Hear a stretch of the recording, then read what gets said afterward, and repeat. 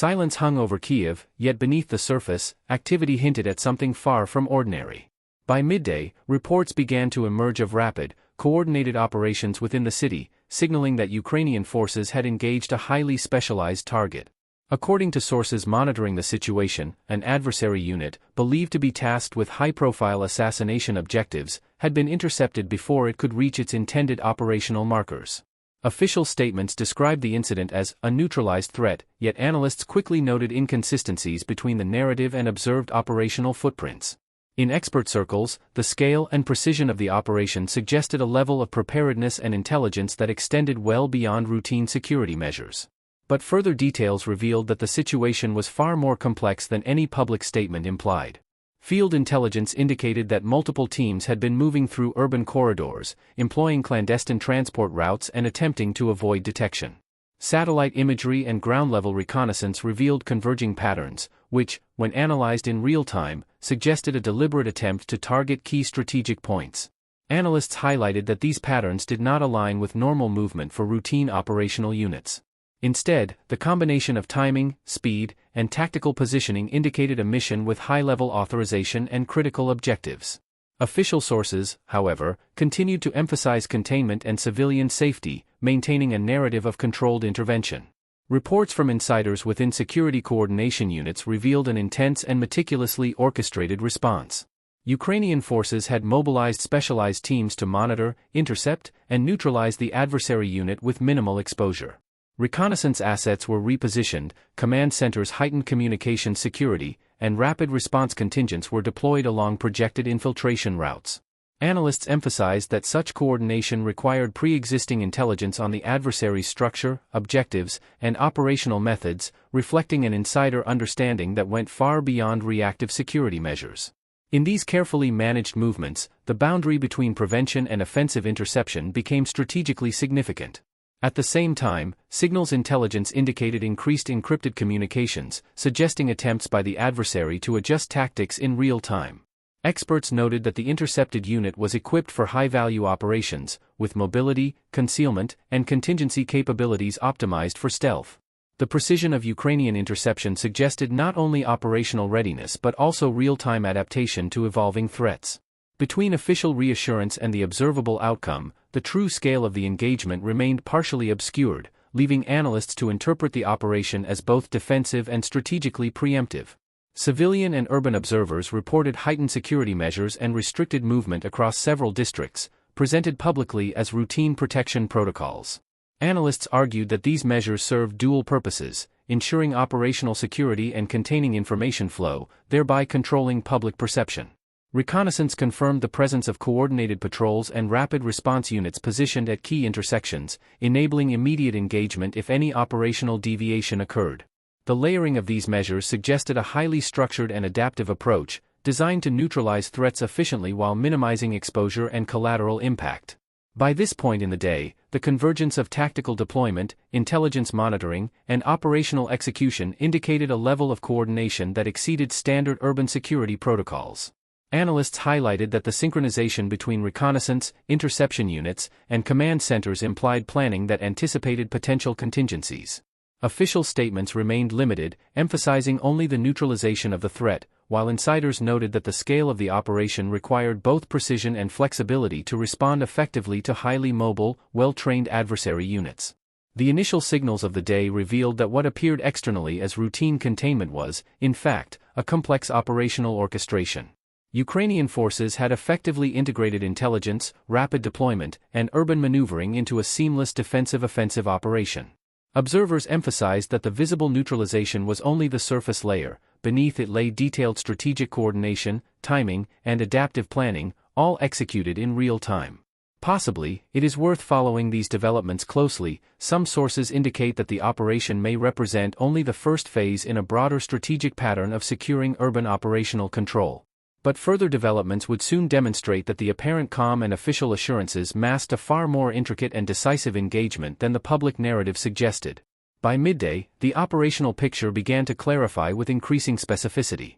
Intelligence sources indicated that the targeted unit had been organized into multiple teams, each with designated roles intended to maximize mobility and operational impact. Analysts noted that such structuring suggested a high-level directive, consistent with precision planning for high-value objectives. Reconnaissance reports, corroborated by field monitoring, confirmed that the unit had attempted to infiltrate key sectors of Kyiv, using concealed transport routes and employing real-time counter-surveillance measures. Official statements maintained that the neutralization was a routine counter-terror measure, yet the convergence of observed actions indicated deliberate strategic intervention rather than reactive containment. Logistical movements accompanying the operation further underscored its complexity. Ukrainian forces deployed specialized rapid response teams along anticipated approach vectors, while reconnaissance drones and surveillance teams provided continuous intelligence updates. Analysts highlighted that the layering of assets reflected not only tactical readiness but also operational foresight, enabling forces to anticipate deviations and preemptively block potential escape or redeployment paths. The synchronization of multiple units across urban terrain demonstrated a level of coordination consistent with operational planning at both tactical and strategic levels. Field intelligence confirmed that engagement protocols were executed with surgical precision. Intercepted communications suggested that the adversary attempted to regroup and reassign targets in real time, yet the Ukrainian response adapted to each movement almost immediately. Analysts interpreted this as evidence of a robust command and control network capable of dynamic decision-making under high-pressure conditions. Between official reassurances and observed activity, the engagement revealed an operational philosophy combining real-time intelligence exploitation with rapid, coordinated response, allowing for effective neutralization without escalating collateral impact.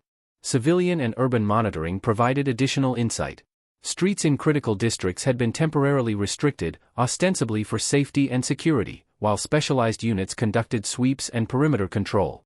Analysts noted that these measures served a dual function: operational containment and information management.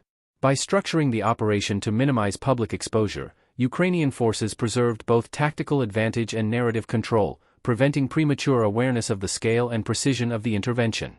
This interplay of visible measures and covert orchestration highlighted the sophistication of the engagement. Signals intelligence indicated elevated activity within encrypted channels used by the adversary unit. Analysts observed that attempts to coordinate movement and adapt to unfolding events were consistently countered by Ukrainian monitoring and interception. The synchronization of response and communication suggested that the engagement had been anticipated in detail, with pre-planned contingencies and adaptive execution protocols. Experts noted that this level of operational sophistication pointed to insider knowledge of adversary tactics and likely operational intentions, underscoring the strategic depth of planning behind the neutralization. Political and strategic dimensions also became apparent.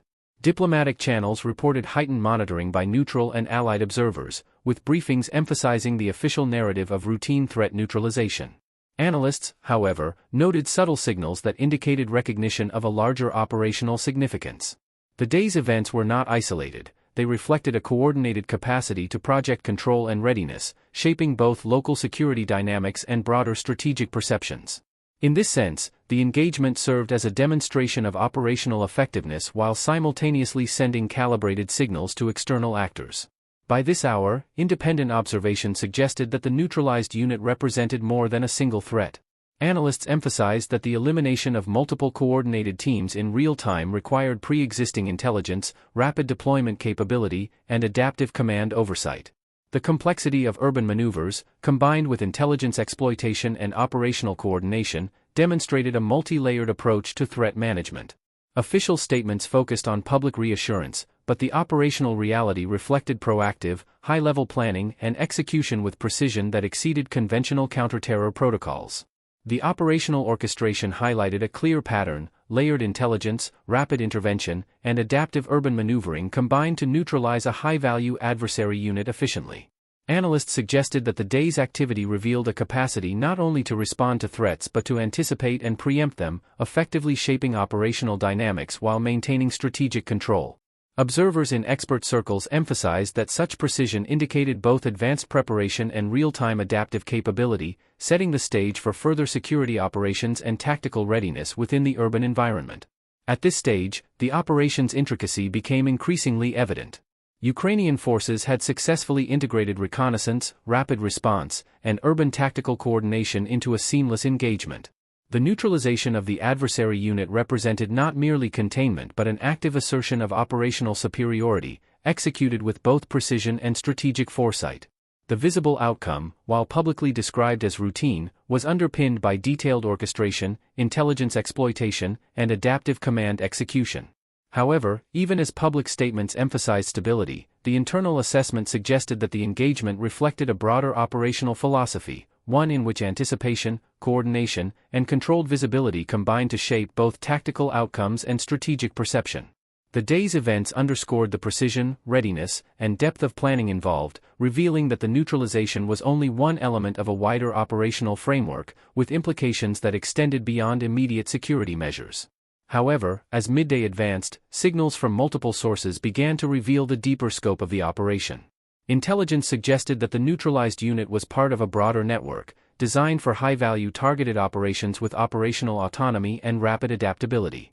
Analysts observed that the composition of the teams, their specialized equipment, and the coordinated approach indicated a level of sophistication consistent with strategic directives issued at the highest levels. Official statements emphasized containment and civilian protection, but field intelligence suggested that the engagement had been far more preemptive and decisive than acknowledged. Between the lines, the narrative of routine threat management masked a strategic operation executed with surgical precision. Insider reports indicated that Ukrainian command centers had anticipated potential contingencies and deployed specialized counter-units accordingly. Reconnaissance and rapid response teams were synchronized to intercept multiple threat vectors simultaneously, effectively creating a net that neutralized the adversary unit before it could engage. Analysts noted that this level of anticipation required not only intelligence on movement and composition but also predictive modeling of possible operational routes and methods. The engagement, therefore, was less a reaction than a calculated preemption, reflecting both strategic foresight and real-time adaptability. Signals intelligence captured encrypted communications between elements of the adversary unit, which analysts interpreted as attempts to reorganize and circumvent interception efforts. Observers highlighted that Ukrainian forces had anticipated these communications, deploying countermeasures to disrupt command links and delay coordination. This level of operational control suggested not only tactical expertise but also insight into the unit's operational methodology, effectively nullifying its capacity to execute intended objectives. Between public reassurances and operational outcomes, a stark contrast emerged. What was presented as routine intervention was, in reality, a decisive strategic action. Urban monitoring revealed additional layers of complexity. Forward observers reported that multiple teams had been engaged almost simultaneously across different districts, using coordinated sweeps and perimeter control. Analysts concluded that the operation was designed to eliminate redundancy and prevent escape, reflecting a comprehensive understanding of the adversary's capabilities and limitations. Civilian measures, including temporary movement restrictions and controlled information flow, further reinforced operational security, ensuring that the engagement proceeded with minimal exposure. The orchestration of visibility, mobility, and containment suggested a high degree of command precision. Political and strategic implications became apparent even in real time.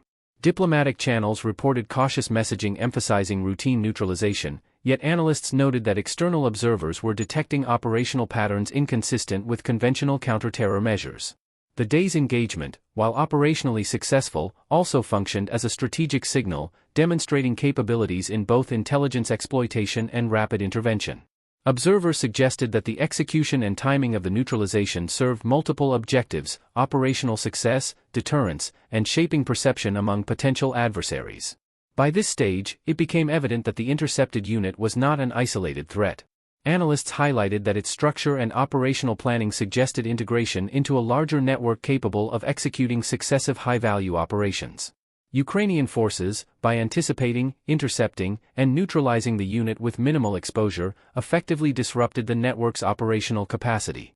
The combination of tactical execution, intelligence analysis, and predictive planning underscored a sophisticated operational philosophy, one in which visibility, anticipation, and decisive action converged to ensure strategic advantage. Observers noted that the precision and timing of the operation reflected a blend of intelligence, urban tactical execution, and adaptive command. Units were positioned to respond dynamically to evolving conditions, ensuring neutralization across multiple threat vectors. Analysts emphasized that this coordination required integration of reconnaissance, rapid response, and real-time intelligence exploitation, enabling a level of control over operational outcomes rarely observed in standard urban security measures. The public narrative, however, remained focused on containment and reassurance, maintaining a deliberate gap between operational reality and official statements. At this point, the operational success of the engagement became apparent not only in neutralization but in the disruption of a broader strategic threat. Experts noted that the day's events demonstrated the ability to preempt high-value operations, effectively reshaping the adversary's capacity to project influence in the city. The engagement served both immediate tactical objectives and longer-term strategic signaling, reinforcing deterrence while asserting operational initiative. Observers in expert circles emphasized that such precision was the product of both detailed intelligence and adaptive command, executed seamlessly in real time. Possibly, it is worth monitoring what follows next. Some sources indicate that this engagement may represent only the initial phase of a broader effort to neutralize multiple embedded high-value operational units. While public statements focused on the immediate incident, the operational and strategic significance of the day's intervention extended well beyond the visible outcome. The neutralization of the unit revealed not only tactical effectiveness but also the depth of operational foresight and strategic orchestration at play. As midday progressed, the implications of the engagement became increasingly clear. Field reports and intelligence indicators suggested that Ukrainian forces had not only neutralized the targeted unit but had also disrupted multiple potential operational pathways that could have been exploited for further high-value objectives. Analysts emphasized that the layered deployment of rapid response teams, reconnaissance assets, and intelligence monitoring created a dynamic framework capable of simultaneous threat interception across multiple urban sectors. Official statements continued to frame the operation as routine containment, but the operational depth and scale of coordination painted a more complex picture, one of deliberate strategic orchestration. Signals intelligence revealed continued attempts by remaining elements of the adversary network to regroup or adapt to the evolving operational landscape. Analysts noted that Ukrainian monitoring had anticipated these movements, applying countermeasures in real time to prevent any resurgence. The synchronization of urban sweeps, rapid deployment of tactical units, and integration of surveillance data indicated an operational philosophy that combined foresight, flexibility, and decisive execution. Observers highlighted that this multi-layered approach created both physical and informational barriers, effectively limiting the adversary's ability to project influence or recover operational initiative.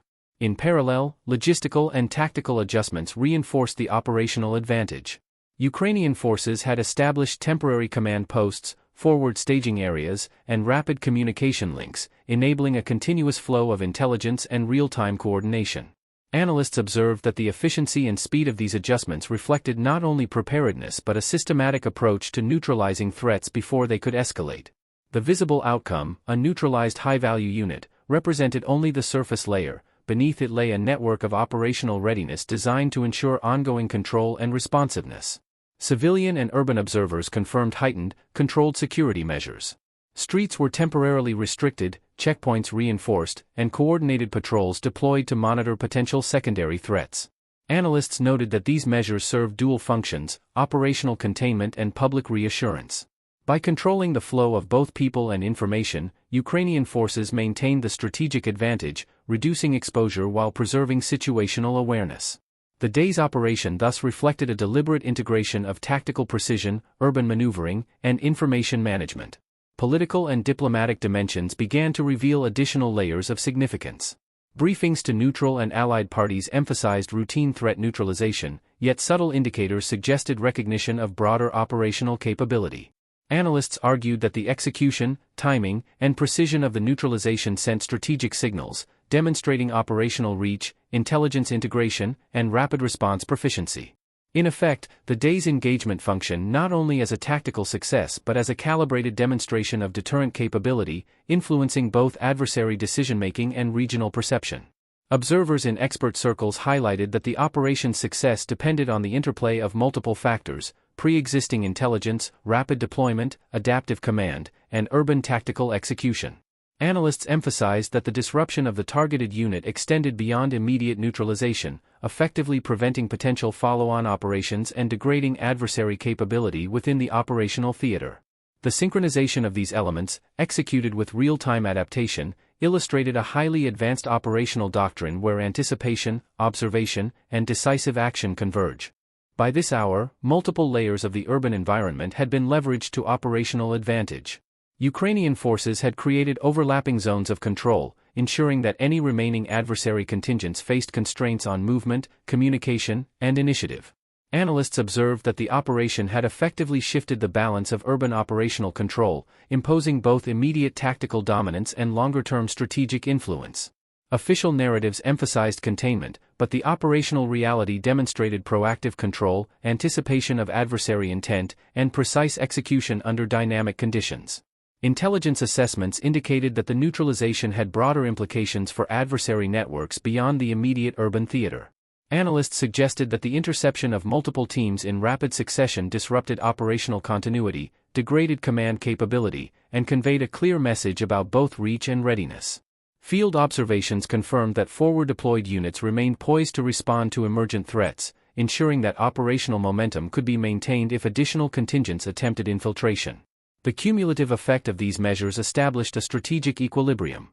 Ukrainian forces had integrated reconnaissance, rapid response, intelligence exploitation, and tactical positioning into a cohesive operational framework. Analysts emphasized that this framework allowed for simultaneous management of multiple potential threats while projecting operational initiative and strategic signaling. Public statements continued to emphasize stability, yet the operational impact of the day's engagement extended far beyond the visible outcome. However, beneath the surface of apparent calm, the orchestration of urban operations, intelligence integration, and strategic signaling revealed a deeper contest of operational and psychological control. Analysts concluded that the day's events were not isolated but represented a deliberate assertion of initiative, shaping both tactical realities and broader perception of capability. The operational success was clear, yet the full implications for adversary planning, regional security dynamics, and future engagements were only beginning to emerge. By midday, Kiev had returned to an outward appearance of calm, yet beneath this surface, the city's operational landscape had been irrevocably altered. Ukrainian forces had executed a meticulously planned engagement, neutralizing a high-value adversary unit while simultaneously disrupting potential follow-on operations. Analysts emphasized that the day's activity reflected more than immediate tactical success. It demonstrated the integration of intelligence, rapid response capabilities, and urban maneuvering into a single, adaptive operational framework. Official statements focused on public reassurance, yet the underlying orchestration revealed both operational mastery and strategic foresight.